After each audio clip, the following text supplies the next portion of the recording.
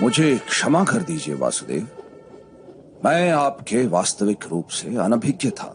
आप अवश्य मेरा वध कर सकते हैं, किंतु आप मेरा वध करने हेतु अपने प्रण को त्यागने के लिए सज्ज हुए हैं। अवश्य ही मेरा कोई महान दोष होगा। क्या दोष है मेरा वासुदेव, बताइए।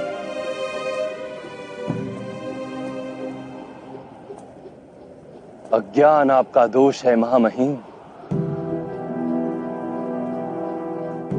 आपने धर्म के वास्तविक रूप को जानने का तो कभी प्रयास ही नहीं किया।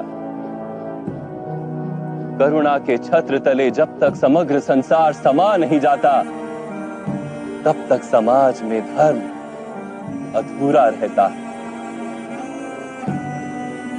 किंतु आपने केवल अपने परिवार का विचार किया, संसार के कल्याण का तो विचार ही नहीं किया आपने। इसलिए आपका त्याग भी स्वार्थ का ही रूप है। मैंने अपने पिता के सुख हेतु राज्य का त्याग किया, आजीवन ब्रह्मचर्य की प्रतिज्ञा ली। इसमें मेरा कोई स्वार्थ नहीं था वासुदेव। ब्रह्मचर्य की प्रतिज्ञा और राज सिंहासन का त्याग अवश्य उत्तम कार्य थे, किंतु आपने समाज के प्रति अपने उत्तरदायित्व का त्याग क्यों कर दिया महामहिम? कुरुवंश में आपसी संघर्ष न हो, हस्तिनापुर के राज सिंहासन के लिए युद्ध न हो, और कुरु राष्ट्र की प्रजा को हानि या दुख न हो, इसीलिए मैंने ये प्रतिज्ञाएं की वासुदेव। अपने चारों ओर दृष्टि डालिए महामहिम, क्या चल रहा है यहाँ? आपकी प्रतिज्ञा ने इस विग्रह को, इस युद्ध को टाला तो नहीं?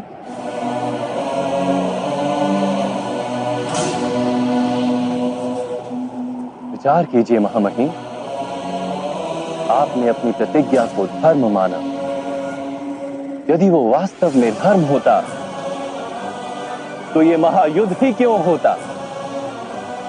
वास्तव में धर्म किसी मृत विचार का नाम नहीं, ना ही किसी परंपरा का नाम है। धर्म तो जीवन का नाम है, और जीवन निरंतर बदलता रहता है। परिवर्तन ही जीवन का गुण है, और परिवर्तन हेतु मनुष्य को कर्म करना पड़ता है।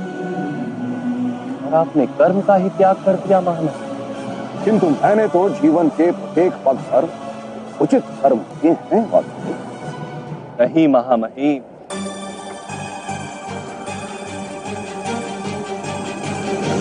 इस जन्म में आप कर्म के बंधन से ना बंधे, इस कारण आपने कोई वास्तविक कर्म किया ही नहीं। कर्म का अर्थ होता है निर्णय लेना और अपने निर्णय के परिणामों को स्वीकार करना। किंतु आपने कब कोई निर्णय लिया महामहिम? राज पांडु के राज्य अभिषेक का निर्णय क्या आपका निर्णय था? एक जन्म से नेत्रहीन व्यक्ति राजा बनने के योग्य नहीं होता। इसलिए मेरा मत है कि ज्येष्ठ भ्राता पांडु का राज्य अभिषेक होना चाहिए। महाराज धृतराष्ट्र और महारानी गांधारी के विवाह का निर्णय। अक्षय तृतीया के शुभ मुहूर्त पर कुमार धृतराष्ट्र का विवाह गांधार की कुमारी गांधारी के साथ संपन्न हो।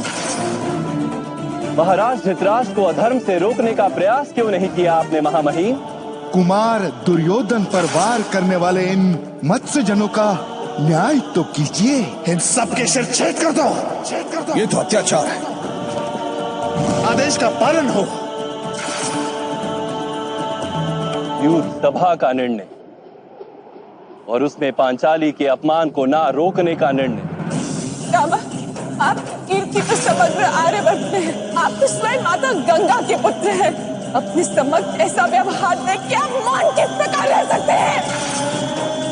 इस युद्ध का निर्णय आर्यवर्त में धर्म की फिर से स्थापना करने के लिए युद्ध अनिवार्य है।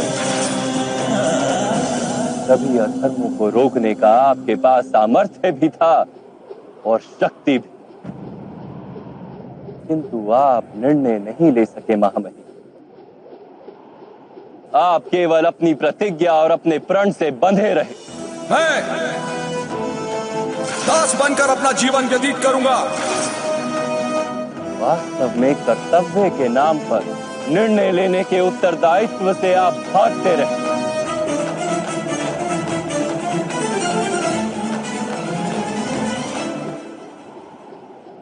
क्या निर्णय लेने से ही बंधन नहीं बनते वासुदेव? बंधन से छूटने के लिए निष्काम कर्म के सिद्धांत को समझते तो आपका जीवन धर्ममय हो जाता महामहिम। बंधन से छूटने के लिए आपने कर्म का त्याग क्यों किया? कर्म के फल का त्याग करते, किसी के आदेश को कर्तव्य मानने के स्थान पर अपने कर्म को कर्तव्य मानते तो भी बंधन से छूट जाते। बहुत समय पूर्व आपने प्रतिज्ञा ली। क्या उस समय आप सारा भविष्य जानते थे? परिस्थितियां बदल गई महामहिम, समय में परिवर्तन आ गया, किंतु आपने अपनी प्रतिज्ञा नहीं तोड़ी और ना ही किसी परिवर्तन को स्वीकार किया। उसी का परिणाम है कि आज ये युद्ध हो रहा है। तो क्या प्रतिज्ञा का कोई मूल्य नहीं? अवश्य। जिस प्रतिज्ञा से सारे समाज को लाभ हो, उसका मूल्य अवश्य। किंतु जिस क्षण मनुष्य की प्रतिज्ञा, उसका निर्णय सारे समाज को हानि पहुंचाने लगे, उसी क्षण उस प्रतिज्ञा को तोड़ना अनिवार्य हो जाता है महामहिम।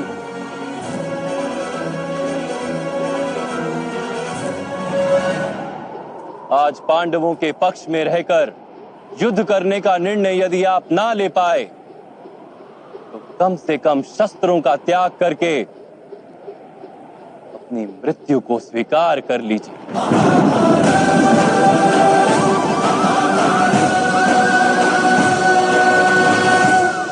आज पांडवों के पक्ष में रहकर युद्ध करने का निर्णय यदि आप ना ले पाए तो कम से कम शस्त्रों का त्याग करके अपनी मृत्यु को स्वीकार कर लीजिए।